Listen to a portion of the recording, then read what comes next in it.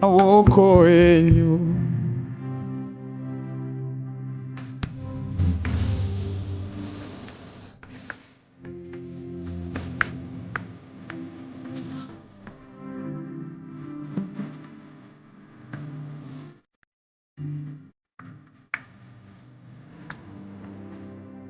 So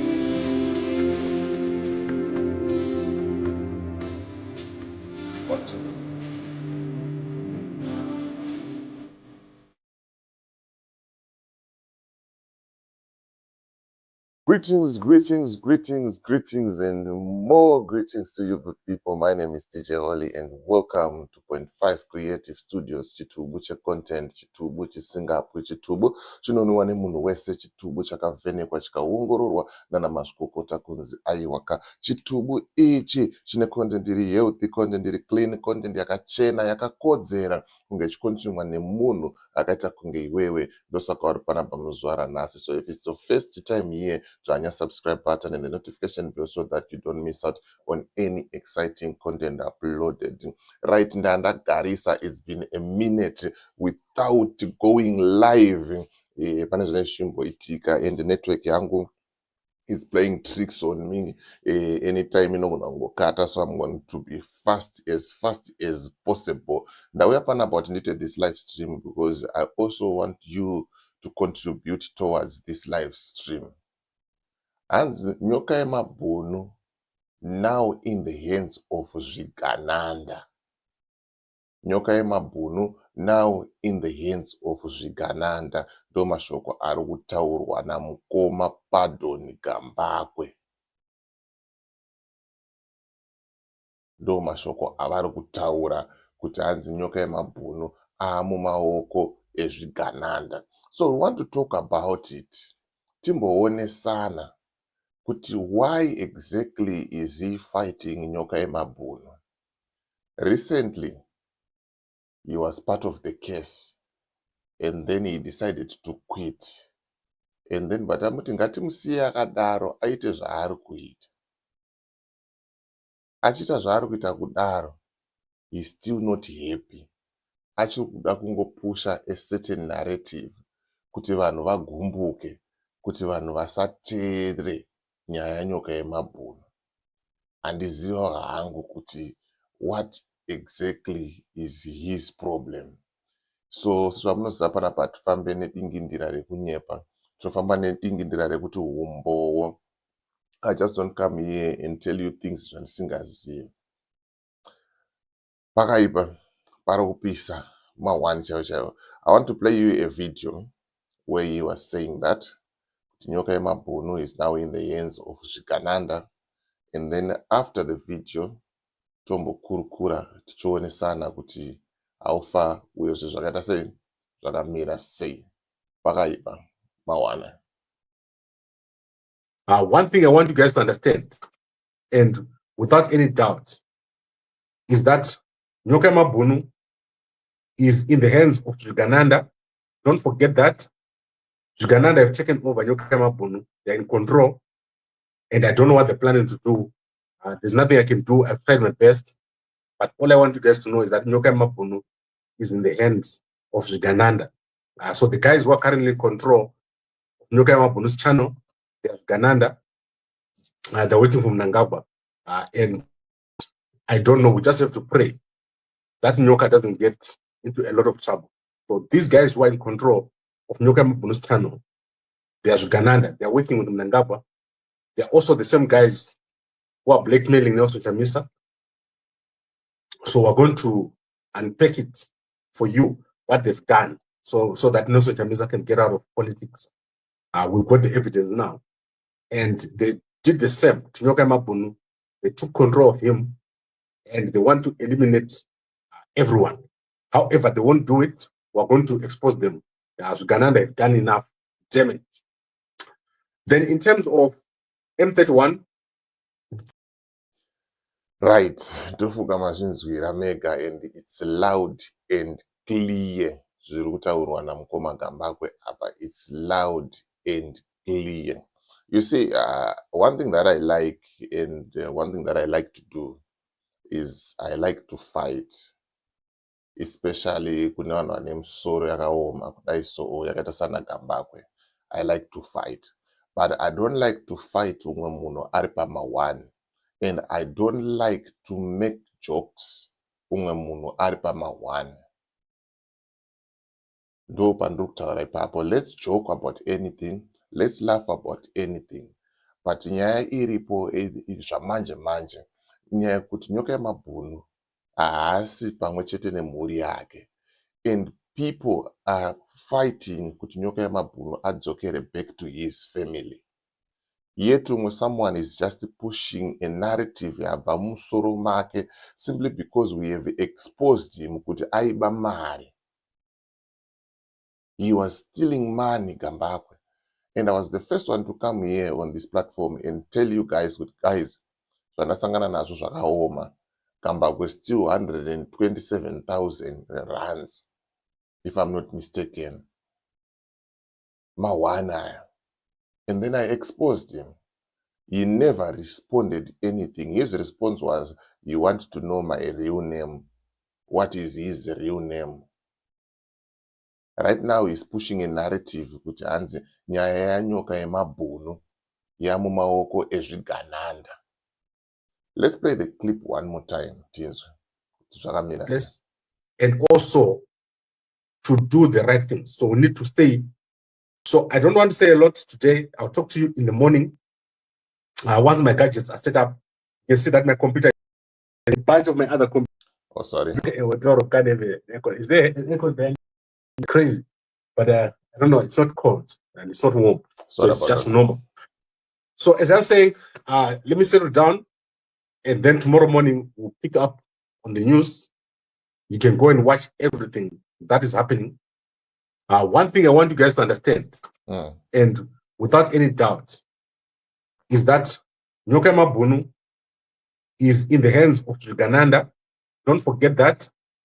Jugananda have taken over Nyoka Yemabhunu. They're in control. And I don't know what they're planning to do. There's nothing I can do. I've tried my best. But all I want you guys to know is that Nyoka Yemabhunu is in the hands of Jugananda. So the guys who are currently in control of Nyoka Yemabunu's channel, they are Jugananda. They're working from Nangaba. And I don't know. We just have to pray that Nyoka doesn't get into a lot of trouble. So these guys who are in control of Nyoka Yemabunu's channel, they are Jugananda. They are working with Nangaba. They are also the same guys who are blackmailing Nelson Chamisa. So we're going to unpack it for you, what they've done, so that Nelson Chamisa can get out of politics. We've got the evidence now.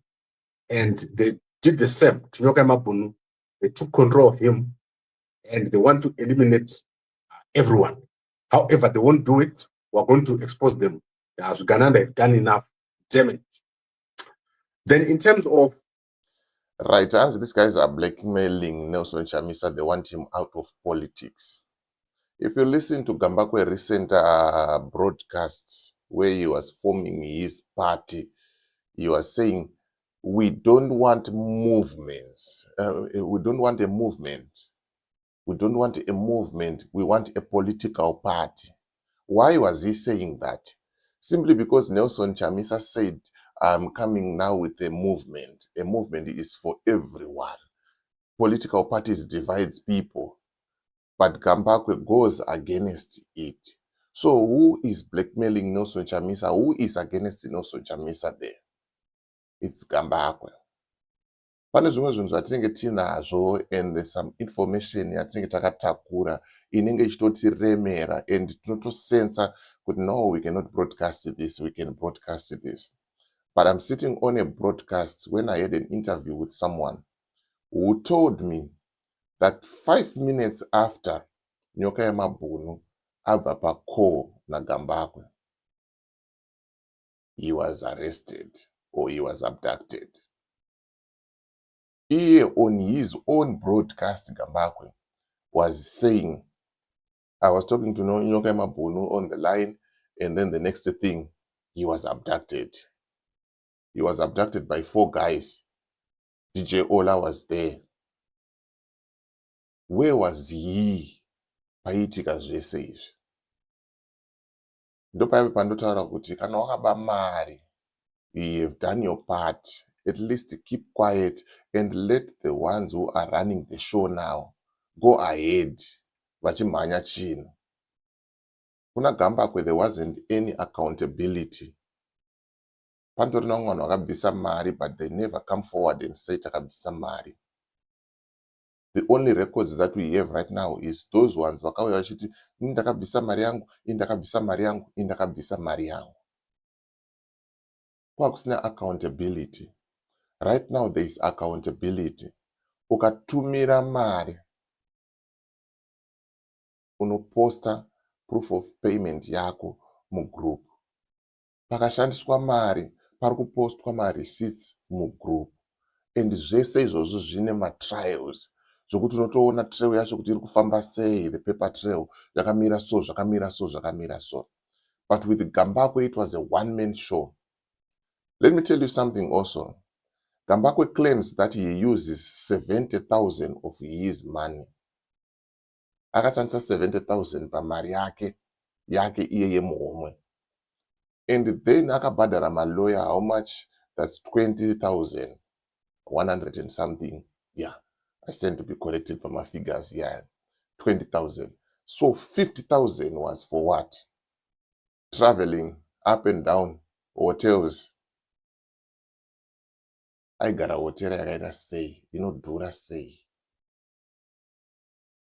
So if you are saying you are helping someone, but you are helping yourself more than you are helping that person, then I shot akabhadhara lawyers 50,000, akashandisa 70,000 personal funds yake. 20,000 was for my travels and my hotels. And the funny part in this, my hotel akachipa. One, my flights akachipa from Cape Town to Johannesburg. Muriona zvimwe zvinhu zvitisingade kuzvitaura, but ukazouya wakuda kupusha narrative yako tinozoona mata kukudyisa chifumuro. Akambonyanyo kutadzirei Nyoka Yamabunu? Wauri kuramba uchiti take naye zvekudaro to that extent. Handitika wakaramwa case. Let me correct vamwe vanhu vanouya mucomment section vachitaura kuti ini ndakadzinga Gambakwe. Gambakwe akaramwa ega case, anzwa kuti 0.5 akuuya kuzoita case. Why akaramwa? Because aiziva kuti tichamubata kuti he was stealing money. Saruwaka akaramba ega. Vanetsana nema-adminans tuudze kuti mari dziri kufamba sei.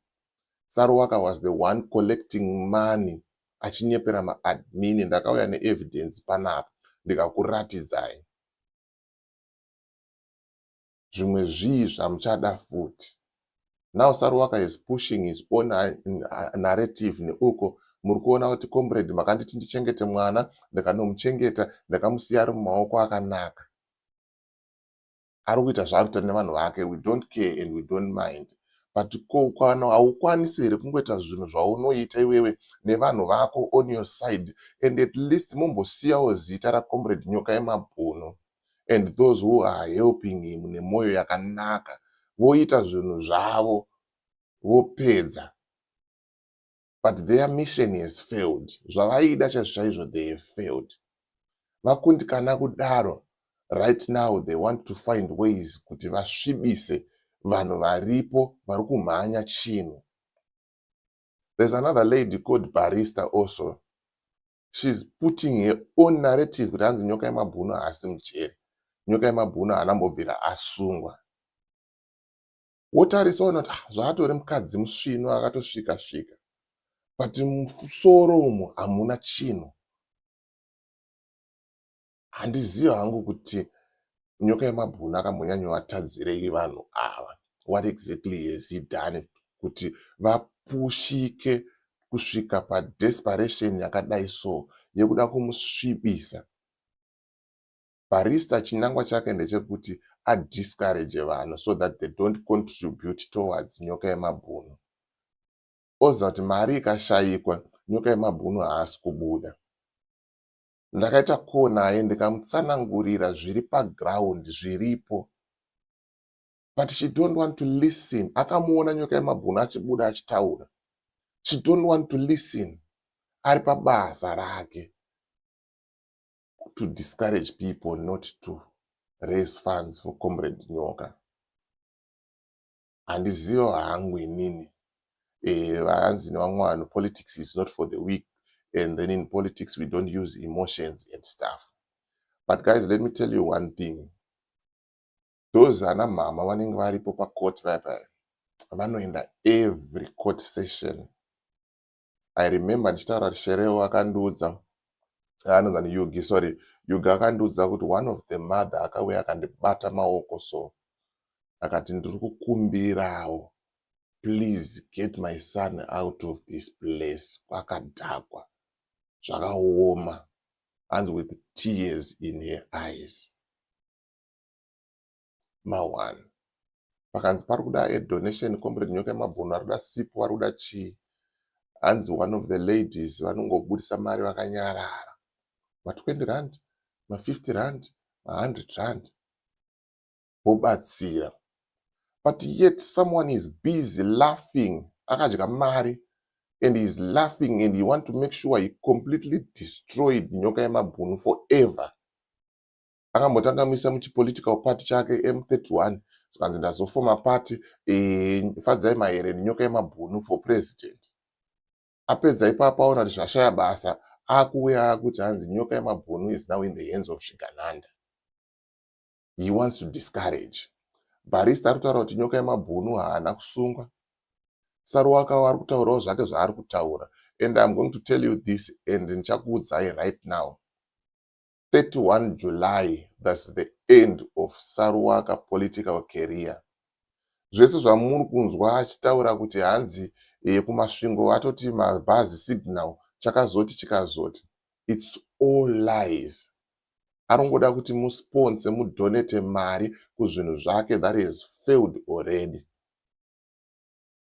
So, we've got Barrister, we've got Gambako, we've got Saruwaka. Those people, they are working hard to destroy Comrade Nyoka Yemabhunu. They are working very hard to destroy Comrade Nyoka Yemabhunu. Musafe makanyeperwa naSaruwaka achitaura kuti revolution. Revolution ipi yekuti mumwe wako kana apinda panguva yakaoma unokolekta mari and wodya mari nemahure, wodhakwa zvako kubhawa. Irevolution ipi iyoyo yaunotaura? Mukadzi wake ane 2 months asingabhadhare rent, and then umva ati ndakanzi ndisichengete Comrade Nyoka Yemabhunu, mamuona akasimba ari mutano. Kune vanhu vakangwara chaivo chaivo vakateerera maaudios anyu Comrade Nyoka Yemabhunu, vakatoziva kuti ari kutaurwa kunzi chii nechii nechii ndiani. Kana zvichinetsa, I will bring those audios here and then I will narrate those audios. Tichimaplaya ndichikutsanangurirai kuti apa vari kureva nhingi, apa vari kureva nhingi, apa vari kureva nhingi. But kungoti munhu ari pakamanikidzana. You don't want to create more enemies by saying zvinhu zvakawanda. That's why makaona vakashandisa wisdom and say it the way yavakataura nayo Comrade Nyoka Yemabhunu. But I don't know Gambakwe's problem with ndei. I don't know Saruwaka problem yake ndei. I don't know kuti Barrister problem yake ndei. Kuda kudzungaidza vanhu kuti va lose focus pa a bigger picture pa chinhu chihombe. I want to play you an audio quickly before I go. I want to play you an audio. Monzwa zviri kutaurwa pa audio iri. But before I play the audio, let me just encourage people kuti zvamuri kuita rambai makadaro. Zimbabwe, it's for everyone, and Zimbabwe ndeyedu tese. One day, zvinhu zvinoita sei zvinonaka. Anditika ndikati he stood for the people. Now let's stand for him. Help Comrade Nyoka Yemabhunu today by donating. Those are the details aripo pa screen apo. Doma details aripo pa screen apo.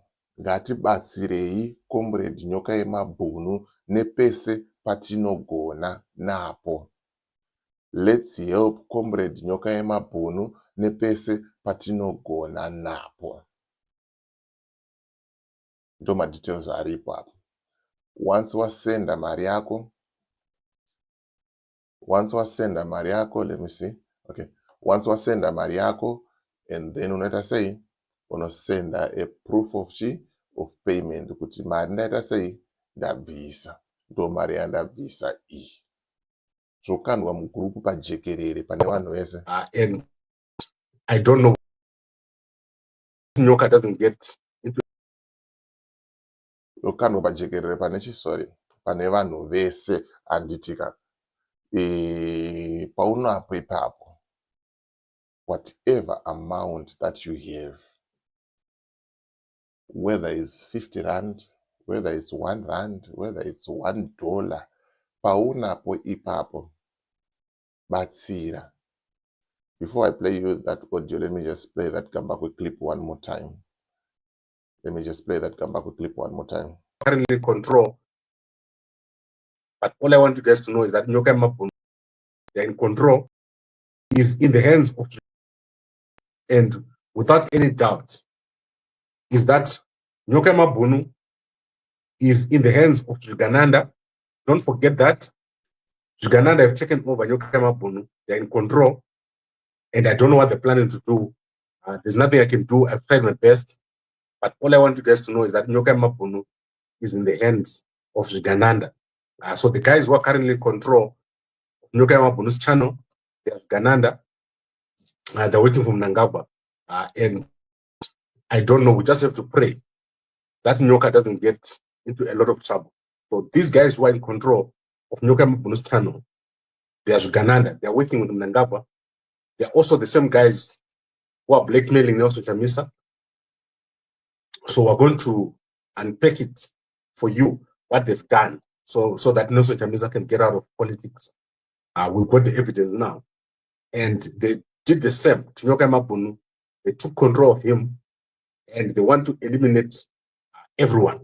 However, they won't do it. We're going to expose them. As Gananda have done enough damage. Then in right, Mazinzwira Mega Ipapo Anditika. Let me play you this audio. But unoziva, ine don't know kuti vanhu takakwana here isusu. Apane vanondinetsa ini. Unomboziva wati pane vamwe vanhu vasina kana nyadzi pano pasi. Kwete muZimbabwe chete. Pano pasi rese asina kana nyadzi. Godo riri bheta. Kaida kupinda mumunda soka rotanga rahwandira. rozonyangira make sure kuti kuri free. So pane rimwe benzi soka arinyangiri rinongowira kunga mapopo maVictoria Falls anongowira kai hana basa kuti akatakura chikungowira mafalls imomo. Ainombovanza rini unoziva mufesi uyu anonzi Pardon Gambakwe anyatsi kuziva kuti dzakanyatsa kukwana chakuti kwetsere kuti 100% dzinobva mu5 brains dzemunhu.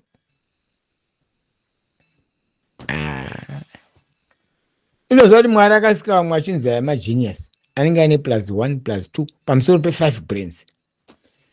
Zvino dzagamba dziri kunyura dzakuita kunga dzechidhoma. Handifungwe dzichakakwana 5 ndifungwe dzakuma 4.5 kana kuma 3 point something ikoko. Ngoti zvangu hanisi dhokotera so. But ndinoona kuti somewhere very papapo.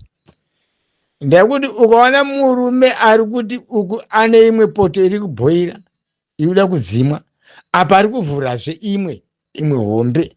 Ini zvinhu zvagamba kwendo zvotondinetsena. Ndakateera zvaaitaura nezuro manheru haini Mr. D ndombozwirira zvangu. That is why ndizoti ndikaida zvokudhakoka ndise ndidhakwe zvakanaka zvokuitwa so but don't want. That is why nditi iwe ukasimudza ikoko nenzeveka kandira kunoku ndozoti bwa ine ndakuti bwa ancharoviri mutara ndanokandira munyanza umu zvopedzerana namashaki ikoko. Right. Kuti kwanzi ndoda kumutsa pati kwanzi M31 ndopona kuti munhu hazina kukwana kutonyora list anzi ari kuita panumber 1 ndifadzai mahere chichi unoziva ndini fadzai mahere ka havazoti fadzai mahere ane laki rezvimosva dei ndini fadzai mahere izvezvi dei ndandiri Mr. D ndatompenalize deformation of character. Unobudisa zita rangu ukoko wakambotaura nini nezvezvo zvana M31 ndo problem dei ndini fadzai mahere soka ndakutopenalize kutomuroverera kukoti kuti munhu uyu hanisiziva kuti ari kundi handisi kuti ada kuparadza pati yeZimbabwe here yachamisa ada kupinza ruvengo muvana veZimbabwe kuda kunyudza ship yakatakura vana veZimbabwe. Gambakwe kutopinza nanyoka yamabhunu futi ipapo. Hanzi ndine lisi yekuti vanhu vanokwanisa kuita president kutungamirira M31. So ungatungamidza iwewe fadzai mahere paaripo papa achinzwa matuzvo auri kutaura iwe Gambakwe. Dzakakwana. Ayo Gambakwe man enda unopengera kure man. Upanzisa. Ngati enda unopengera kure. Dzakwacha unoona izo mari dzenyu dzekubakadza dzotenderedza musoro. Waungweta saurungovhumuka paumire chapa hapana chapaziva tasaone pawava manje. Unozvikanda from the frying pan into the fire. Nezvauri kuita shi.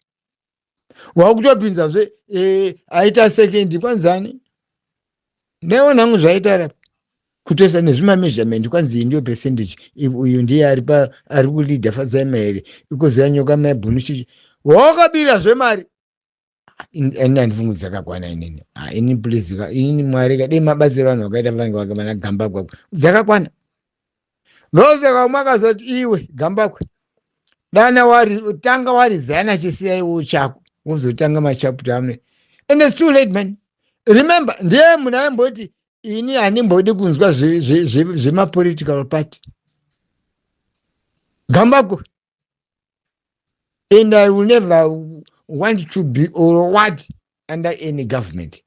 Asi nhazi ndiye ari kuti kwanzi M31 ndopanoona kuti unoziva benzika sometimes ndo benzi riri kupengera Mumbai. Gambakwe mapenzi anonhongwa kusango auzobvunza kuti uri kuenda nekupi haachazivi anotakwana ndiri kuenda kuharare munhu akananga gweru kana chinhoi. Zvino Gambakwe ari kupengera muRadius kusanyara kwaJoshua ende zvivindizve Gambakwe You remember, pane mwazimbota kuti party inombonesa togona ngomusa party. Ndafunga tari kutambani.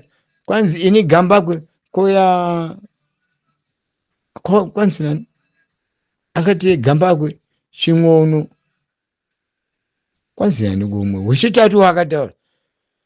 Kwanzi togona ndafunga kuti joko. Anazo zautaura kwanzi M31. Kutumza Gambagwe paripo paya. Gambagwe neza uziza kuti izvo hazisina kupfeka pari paya. Hazvizi kuti hazisina kupfeka paripo paya Gambagwe. Yatozvita from the frying pan into the fire. Ndoze kuti ndokudena shumba dzakazvinyararira kana achinotaura vanhu vakaita sana Fadzai Mahere vaya kuti M31 she is leading. Zakakwana.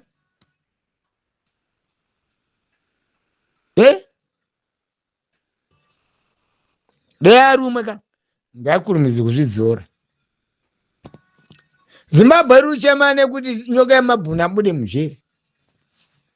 Hazi ndaona DJ Hula achiburisa misodzi chake. Ndapesa ndaburisa misodzi kani. Zvochokwadi. Chemberedzea zichitaura. Asi Mwari kuti azvokuti revolution what better party in Gambagwe kuti zakakwana inini. Unoziva zvigananga kana zvazvimbirwa nemari dzezvigananga dzawo zikadzana munangagwa. Mari dzazopengesa. Oza mari yekuba inoda mbavha yakasimba. Kana usina kusimba mari yekuba unopedzera kungomwa. Hezvo zviri kuitwa vana chivhayo izvozvo. Mari dzekuba haizimbizombofi dzakakuita state. Upezera kunzi une zvidhoma akaromba. Ndizvo mari dzekuba idzozisi. No, vanatagureva. Right, if you feel like you want to contribute anything, uroda kufona, uroda kutaura neni, you can get in touch with me pa number dzangu dziri pa WhatsApp idzo takamboteerera audio yacho yakati rebei, but I'm not gonna play everything. Ndangoti ngosvika pandoda kuti munzwe kugumira ipapo, and then you can go to Client TV and then monoona the full audio, monoteerera the full audio anditika. So get in touch with me, number dzangu pa WhatsApp, you can call me anytime from now. Tiri pa live kudai so tokurukura tichione sana kuti zviri kufamba sei uye zvakaita sei zvakamira sei. But nhasi ndonyaya ndinayo yaGambagwe andibohwa. Inagara kandibohwa futi kudara mani. Apa bvandita wese kundita so benjida zvekudhakwa. Vanhu vaMwari ngatureke kudaro mani. Dai ngachinatsoziva kuti zvechokwadi vanhu vemuZimbabwe vari kusafa seka. Asi romboita pada yaari kuita ndio inonzi pada iri kuitwa naGambagwe kuita gogo madire. Ende hanyari.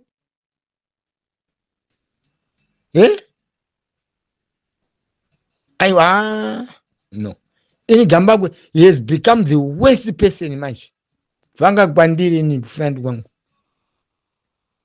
Ndomanga ndikagara muSouth Africa menyumo. Ndotowana makone kuti ndingamwanire papi.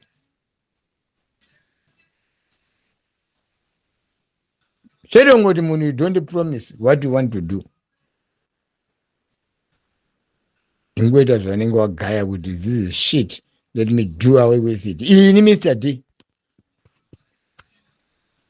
Ndoze kuti all right. Charuda kunyatso kupusa pachi. Kuda kupusa vana veZimbabwe vari behind Chamisa. Ndo pari kutsvaka.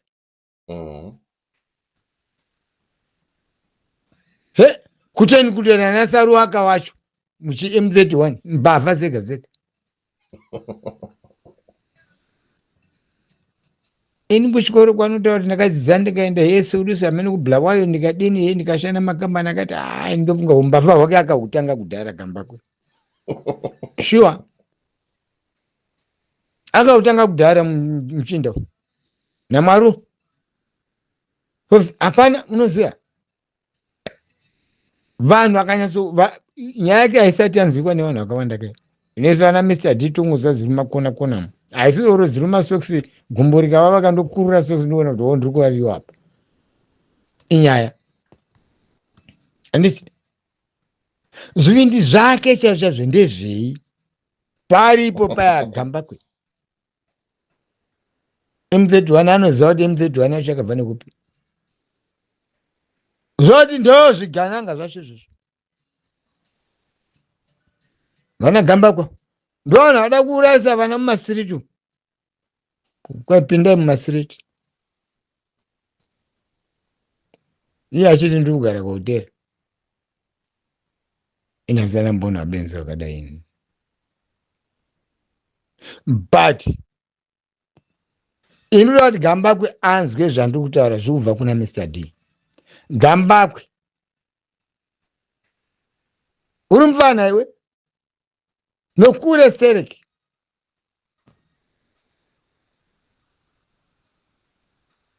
zviri mazera nevana vangu inini Mr D inini pauri ipapo kauchinja magiya emota yakuchinja wachinyatsoziva kuti mota yangu ndiri kuchinja kunokona here ndiri kuchinja kuti ndiri kuda kusimuka kana ndiri kuchinja kuti I don't know there Mr D ajaira automatic ndajaira ndege kupereka ina hafundipi mota yemuchongo yekuita sei yekutamba muchongo ndi pamageya no hazviwirirani nenizvo right mazvinzwira mega mazvionera mega kuri kubva nyaya yacho nekwairi kuenda.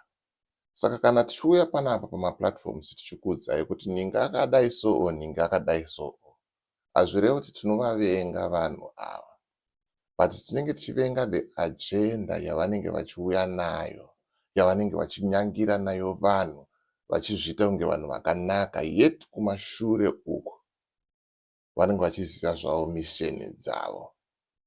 Saka isusu hatisi kumira kuzoramba tichidyisa vanhu chifumuro, ende ticharamba tiripo, ticharamba takadzvanya, ende comrade Nyoka Yemabhunu vachabuda. I'm telling you this, vanobuda. Because why am I saying that? Nyaya yavakabatirwa, let me just share with you quickly ndandabva zvangu panapa. Nyaya yavakabatirwa Nyoka Yemabhunu yakanzi 1, havana mapepa, ndo nyaya inga iri hombe. Then pamusoro mabazonzi pane nyaya yefraud yemasofa, ndo nyaya 2 dziripo. That's why muchiona pane 2 malawyers, 1 ari kudhila neimmigration ne1 ari kudhila nefraud case. But fraud case yacho manje makanzwa zvichinzi takamirira docket harisati rauya. Fraud case docket rakauya, docket rakauya, fraud case rakauya, but ranga risina bank statement. Bank statement munhu wacho akamhangara nyaya ari kutaura kuti akaisa mari muaccount yaComrade Nyoka Yemabhunu. But Comrade Nyoka Yemabhunu vanozoita sei account ivo vasina madocuments? For you to be able kuti ubate Owen akuvhurire account, chinodiwa passport, yet Comrade Nyoka Yemabhunu vanga vasina. Muri kuona nyaya yacho manje. Saka munhu akamhangara nyaya ari kufanirwa kuzoprova nebank statement kuti iri bank statement racho iri ndakamutumira mari yakati.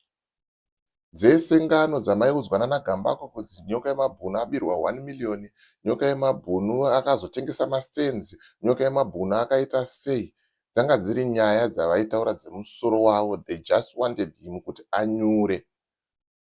Right now vaona kuti in good and safe hands, vaakupusha their own narrative. So Comrade Nyoka vane 2 macases, kunzi havana mapepa. Yemapepa yavo iyo is sorted because vakato apply for asylum, and zvinhu zvavo zvokutofamba very soon vanenge vatoo nemapepa. That one is sorted, done and dusted. Ye fraud case, they are failing to provide the bank statement. Satamirira musi wa20 August kuti tuone kuti inobuda here bank statement yacho ichitaura kuti Comrade Nyoka Yemabhunu vakatumirwa mari yakati. WhatsApp chats ainzi aida kushandiswa se-evidence hanzi akadelitwa. Meaning to say kuti nyaya yacho iri too dodgy, haisi 100%, ine kakutiza so on. But with the time, chokwadi chinozongobuda pachena.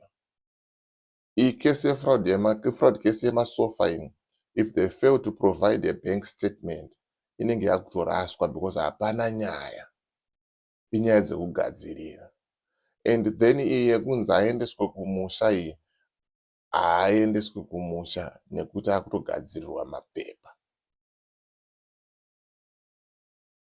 Haaendeswe kumusha nekuti aritogadzirirwa chini? Aritogadzirirwa mapepa. Right, let me see here. I don't know what's going on. I'm failing to get my comments on the screen, but I'll just read it from this side. It's only in Zimbabwe that you see you guys fighting instead of trying to work together and remove Zvigananda. But at the end, you guys, you end up Zvigananda. Please work together. Right, I don't know, Ntokozo Moyo. Thank you for that contribution, my sister. Thank you for that contribution. I really appreciate it. But let me address something quickly before I go. We are trying to remove ZANU-PF. ZANU-PF ine tuvana twayo twakawanda. ZANU-PF ine tuvana twayo twakawanda twakatenderedza ZANU-PF. Saka the best way we can remove ZANU-PF is we start hitting tuvana. Even kana muti chaiyo haungotange kutanga kugobora muti. Unotanga kutombotema muti, mabranches nechine zvimwe zvisizva zvadonha. Posara chitsiga. So chitsiga right now it's ZANU-PF. Mabranches atiri kutema aya ndo ana Gambakwe, ndo ana Saruwaka, ndo ana Rumbi Uncensored, ndo ana Barrister, vanhu vanenge vakatumwa neZANU-PF, vanhu vanenge vachishanda neZANU-PF, vanhu vanenge vachida kupusha their own narratives. So we start by dealing with them. Tikaona kuti road yachena, take it for example this Nyoka case. The first thing chandakatanga kuita, I started exposing vanhu. Gambakwe anga atotiza kudhara tonoti mawane atanga. And then once ta clear the air, takuchifocasa kuti case yedu yakamira sei, zviri kufamba sei, how can we raise funds? Tichienda nevanhu vari kuda kufamba nevanhu vane people's interest at heart. How can you work together nemunhu anokolekta mari, oenda kubhawa ononwa doro, mukadzi wemunhu akolektira mari achisafa asina mari yerent? How can you work together nemunhu akadaro? How can you convince munhu akadaro kuti chinja maitiro ako? How can you work together with someone who uses 70,000, 20,000 anoisa kukesi and 50,000 anoisa kuside kwake, kuma expense ake? Unoshanda sei nemunhu akadaro? How can you work together nemunhu anotaura kuti nyoka yemabhunu haasi mujeri? Wotoita effort kumufonera, trying to explain kuti no, my sister Barrister, zvakamira zvakadai. But she still believe her own thing, pushing her own narrative. Kuti nyoka yemabhunu haapia, arungoda kuti akumbire mari, apiwe more money. Hanga asiri mujeri. How can you work together nevanhu vakadaro? How can you work together nemunhu anosupporta Kasukuwere, anodefenda Kasukuwere? We all know Kasukuwere. Ndopa pandambotaura kuti kana muchiona tichiuya panapa, it's not that we hate these people. We just hate their mission. Zvavanoda kuuya vachiita. So it's all part of ZANU-PF system. By fighting all these branches zvishoma izvi, tichasvika chete kumidzi. Tichagobora chete kusvikira taita sei tasvika. So there's no way that I personally I'm going to work with Gambakwe. I'm going to work with Saruwaka. I'm going to work with Barista. I'm going to work with Rumbi. Unless they have changed, unless they change their ways, atingambode kunyeperana in the name of in the spirit of unity. Isusu tisina unity tichipusha ma different agendas. So hatife takasangana tiri oiri nemvura. No matter how hard you try, tiri oiri nemvura. Rumbi, she's supporting Geza. Geza Revolution day in, day out.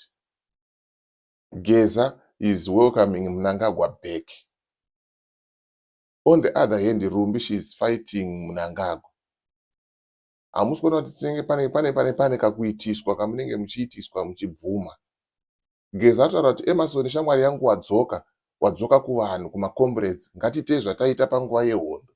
Ndiri kunzwa kufara wakati pasi nezvigananda.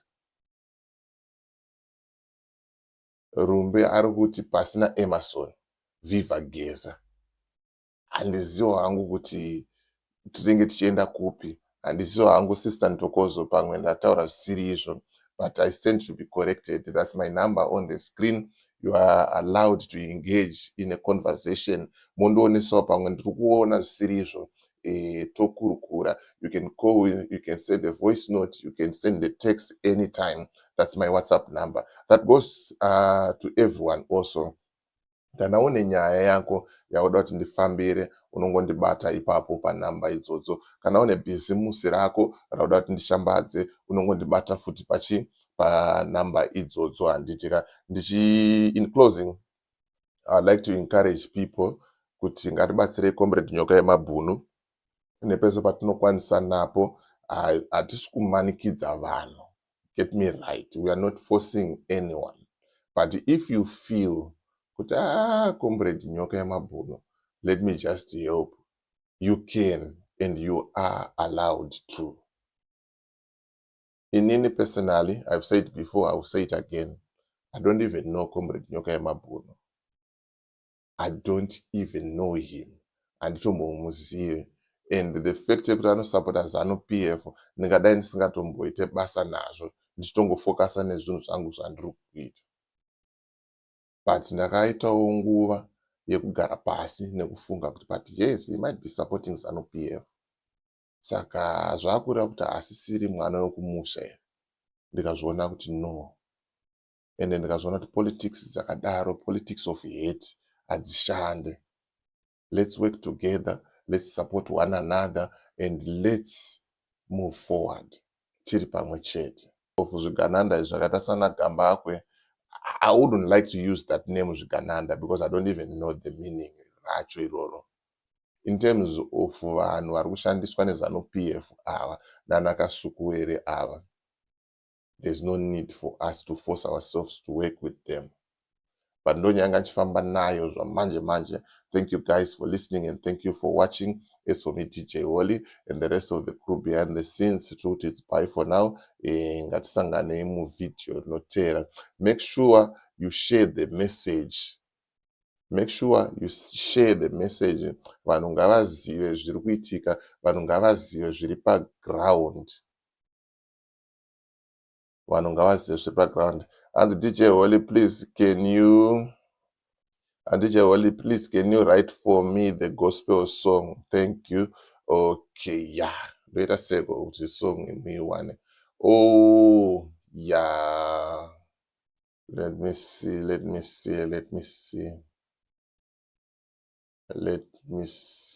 What can I do? Let me see. Okay. I will do that. I will pin the comment. I will pin the video, the link in the comment section. I wanted to talk to General Stole quickly before I go. Let me see if I can just get hold of him. Sorry about that. Let me just call him quickly.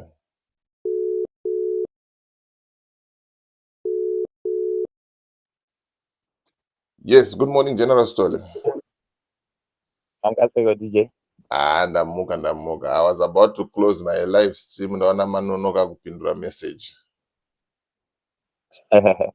Yeah, no, angachiri makuseni ndaiona hangu late. Okay, just a quick one and then maybe 5 minutes and then we can go.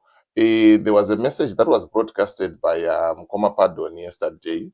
Kunzi Nyoka Yamabhunu is now in the hands of Zvigananda, or the people who are in charge of the WhatsApp channel, Zvigananda. I tried to help him, but like I say, I tried my best. And ndo narrative yavakupusha zvamanje manje. I don't know, do you have any comment on that? Muri Chigananda here to ask because you are part of the guys who are Yes, kutaura kwevanhu vasingazive pfungwa dzepartisan politics dziri muvanhu havanyatsonzwisisa kuti yakatiparadza kusvika papi. Takagara tichishanda munyoka yamabhunu tiri underground tichiita mabasa zvinogona kupupurwa chero nevacho vari kuti ndo vanonzi ndo maface of the revolution. Hakuna revolution inotungamirwa nemunhu umwe chete pasina vamwe vanoshanda pasi pake. Asi zvinoitika ndezvekuti ruzhinji runozongoziva chete munhu ari kushandiswa voice yake, nekuti hatingataure teseka pachano imwe.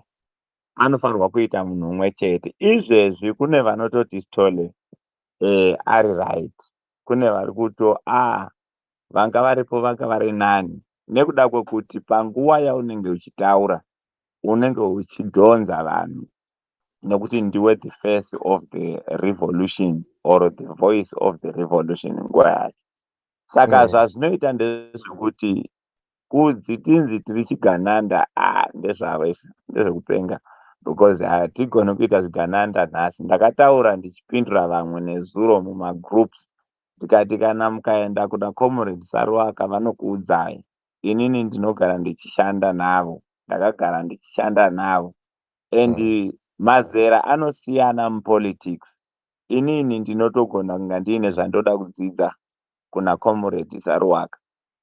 Munozviziva kuti munhu anotaura chinhu chakanaka ichocho, asi vanozviziva kuti on the muscle to bring the people on the ground, naivowo kwandiri vanokumurawo vanobvisawo head, nekuda kwokuti ikoko ndokune muscle ranguwo ikoko, handiti masona. Saka zvekunzi tiri Zvigananda hazvitauri, hatigoni kuita Zvigananda isusu tanga tagara tichishanda kuti tibatsire Comrade Nyoka Yamabhunu. And chechi too, kana dai taida kunyudza Comrade Nyoka Yamabhunu tingadai takavanyudza kare, nekuda kwekuti tine makore tichiwirirana Comrade Nyoka Yamabhunu kubva zvichitanga izvi.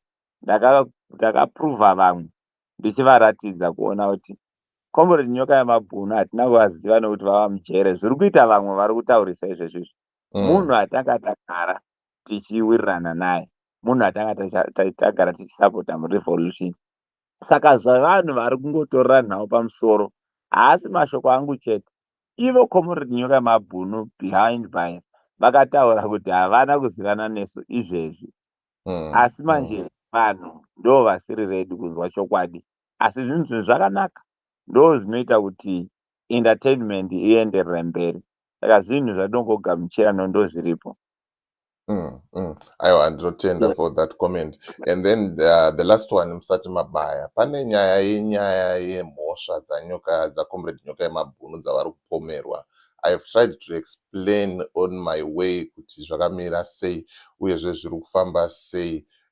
Can you just give us like a summary kuti mhosva dzavo dzakamira sei dzavari kupomerwa? All right.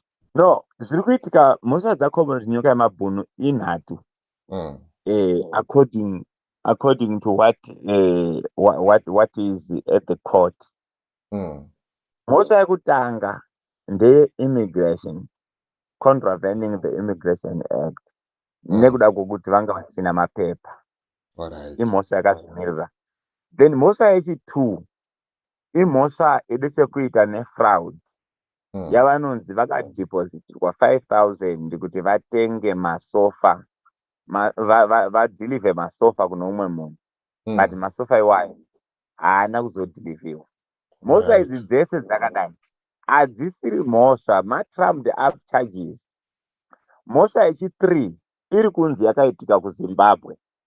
KuZimbabwe vanonzi vane nyaya yavakanga vachiita yeland yakazokonzera kuti vamwe vabhadhara mari vozotadza kudhilivha land yacho here, but zvaka zvichiitwa neteurairo pacooperatives. It's not a direct deal. The only thing ndekuti vanga vari chairman yeteurairo pacooperatives, saka payakaenda kucourt vakapuhwa judgment yekuti ngavaite ma-repayments kuvanhu vakanga vari mavictims veizvozvo. Saka vakabhadhara vamwe pakasara at least $2,000 here yanga ichikweretwa kuvanhu vaviri kana tisingaite mistake. Ndo kesi imwe yechitatu iyo yavari kuda kupushirwa kuextradition yakusenzwa, and zvakaitika 2016 zvinhu zvatiri kutaura panapa. Saka macases iwo ari matatu. YekuZimbabwe ndo iri kupusha the extradition. Then the second one ye14,000 munhu anenge akashandiswa kuisira Comrade Nyoka Yamabhunu mari pamwe achisupporta this revolution yozochinja vasungwa, nekuda kwokuti kusungwa kwaComrade Nyoka Yamabhunu was a plot. Ndosaka vakasungirwa kuSandton but ari munhu anogara kuCape Town. Saka macases matatiwayo ndiwo akamira ari mudhoketi. Pari kunzi pakaisirwa Comrade Nyoka Yamabhunu mari apo vanga vane bank account here. Ndosaka dambudziko riripo for now kuti state i-establish nyaya, because court iri kutaura kuti chitipai bank statement kuti tione kuti mari yakadhipozitwa. Asi ndo pamunotoona kuti ndo political persecution yacho, nekuda kwokuti hauti at one hand munhu haana mapepa, on another hand wakuti wakamuisira mari mubank account. Hakuna, it's just a holding case to delay the process. Chatakutotyira ndechekuti this babysitting scheme yese iri kuitika kuna Comrade Nyoka Yamabhunu zvinogona kuda vachitenderedza nyaya kuti vabuilde a case iri strong. Ichida system ndo iri kuita go through ma-utterances avo ese since channel vakatora kare. Uri kuzviona kuti vatsvage pavakataura zviri treasonous zvichida kuti vagone kubuild a case, because whatever case is in the court, we don't undermine the justice, but it doesn't make sense. It doesn't make sense. Zvakangofanana neiyo extradition iri kupushwa. It's useless ku-extradite munhu anonzi ari kukwereta 2,000 yakasara paanga akatombobhadhara vamwe, because 2017 Comrade Nyoka Yamabhunu vachiuya kuno, that was after coup. Vakuti contemplated the judgment of the court or something like that. Muri kuunderstand? Ndo zvavari kuti ngavadzoke apa. Vanhu vakatumirwa kuti vaende kunobhadhara restitution ikoko vari kusvika vonzi case harisi kuwanikwa. Saka unotoona kuti this is political persecution. There is something chavari kuda kuna Comrade Nyoka Yamabhunu. That is why tichiti protection yavo kuti vasa extradite is of more importance than everything else. Aiwa, ndinotenda General. Thank you very much for your update. Regai ndikusiye muite zvamuri kuita zvenyu. All right, thank you so much, DJ. And then before, sorry, General, before you go, I've put my banking details and stuff on the screen. Those who would like to assist Comrade Nyoka Yamabhunu. How transparent are we like now compared as for the previous system that was collecting money? Yeah, the issue of transparency takatrya kuti tigadzirise nekuda kwekuti munoziva kuti ma-public funds you cannot confirm kuti ndiani akadya mari kana kwakadyiwa mari, because one way or the other zvinonge zvichitsvaga vanhu vakadonata mari idzodzo. Asi we have got one reality on the hands, sekutaura kwandakamboita nemba kuti malawyers haana kubhadharwa, uye zvakare Comrade Nyoka Yamabhunu vakaconfirma zvinhu izvozvo. Isusu takaona ma-invoices, they are even behind in 65,000 including mari yema-appearance avakaita, havana kana sendi ravapiwa. Saka what we happened to do ndezvekuti takati hatiziri maclients emaloya. Maclients emaloya ndiComrade Nyoka Yamabhunu, asi kuti tigadzire nyaya dzetransparency, maloya ngavachivhura trust account inoshanda nyaya dzaComrade Nyoka Yamabhunu kuita kuti mawell wishers vangobhadhara mari ichipinda mumaakaunti mavo. Whether yashota kana kuti yawandisa, tinenge tichizogotangira ipapo Comrade Nyoka Yamabhunu vachinge vabuda. Tikatenderana zvakare navo kuti mari inenge yadonetwa imomo, nekuti matambudziko atatarisana nawo maviri, kune matambudziko emhuri, kune matambudziko avo ema-legal expenses. But maloya vakabvuma kuti whether yedu yakwana kana kuti haina kwana, kana zvichinge zvaoma kumhuri, they are going also to transfer from that trust account vachiendesa kumhuri. But everything will be accounted for. Kuti tizive kuti zvinhu zviri kufamba sei. Therefore takatenderana kuti every month kana Comrade Nyoka Yamabhunu vachinge vasati vabuda, vanenge vachitipa a statement, consolidated statement yekuti tizive kuti zviri kufamba sei. Saka ndotenda kuti patransparency aiwa zvinhu zviri kufamba zvakanaka, nekuti takati kuma-admins ese vari kurana channel hakuna anotenderwa kubata mari. Ndosaka takavharisa nyaya dzema-e-wallets and everything. Takaitira kuti zvinhu zvingova transparent. Right, aiwa ndinotenda. Thank you very much for clarifying that. Thank you so much, DJ. Aiwa ndinotenda. Okay. Right, manzwa general vachitaura. General ndo munhu anenge ari paground, vanenge vane information yese. He is also attending the court cases. Ndanga ndatomisa one case ya Comrade Nyoka Yamabhunu because I was thinking it's 3, it's 2, yet it's 3. Saka nyaya dzacho muri kungodzinzwa kuti inyaya dziri kugadzirirwa ende madelays aripo anogona kuzongobuditsawo zvinhu zvaane pamwe. Hatizivi kuti zviri kufamba sei. But what we can do as for now, we can just keep on praying for Comrade Nyoka Yamabhunu. Kune vanotsanya vachitsanya nekutsanya zvakasimba.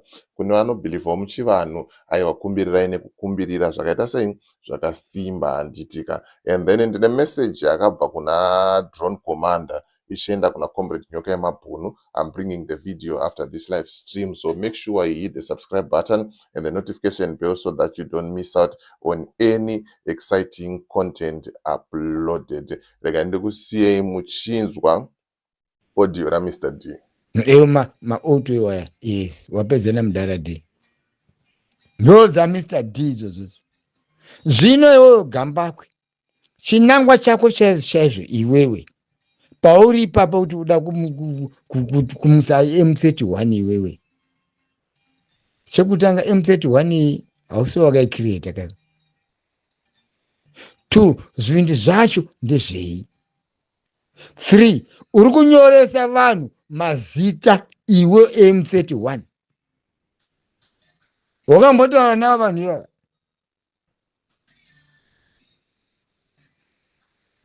Unoziva nonzi deformation of character Gambakwe.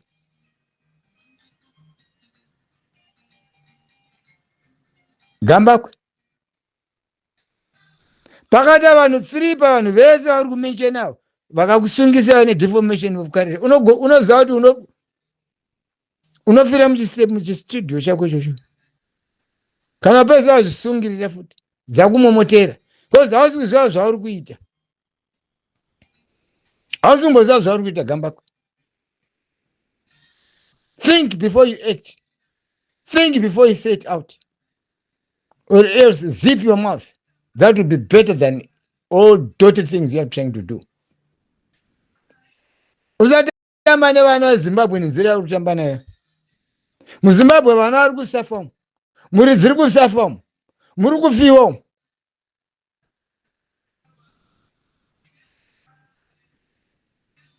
Vamwe vari kukidhinepwa. Wongotorwa wongonoitwa gogomadiri. Nzara. Zvipatara. Papiko. Hapasina chakanaka muZimbabwe. Asi kuti hazvokumusa imwe.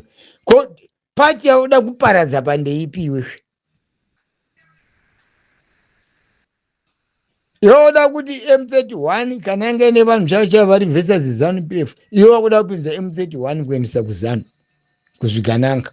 Unofunga vanhu havaoni brain yako munyati yako iwe unofunga munhu akaita saFazaima here uya I'm telling you anokusungisa Fazaima here uya ndikutokutaurira Mr D nditokuza atamba nanaSaruraka vaunobanawo mari. And don't play futi with nyoka yemabhuni. I'm telling you wawakabira futi mari upanzisa wamonza wapa adresa ambotaura zita rinonzi Gambako. Ndikubvunza iwe Gambako waitwa ndini ndiri kuita zvese ambomenchena here kuti kuna pardon Gambako akandibvisira mari yakati. That means you're stupid. Hausiziva zvauri kuita iwe Gambako. Remember, kana munhu ari kuseri kwegomoka mashoko hatazi kupoterera negomo kusvika munhu ari kuseri kwegomo nekuti kune network. Hakuna chichavanzika pasi rino mazuva ano. Technology is too much and so fast. So be very, very careful, Gambako. I'm giving you a warning. Ndini Mr D.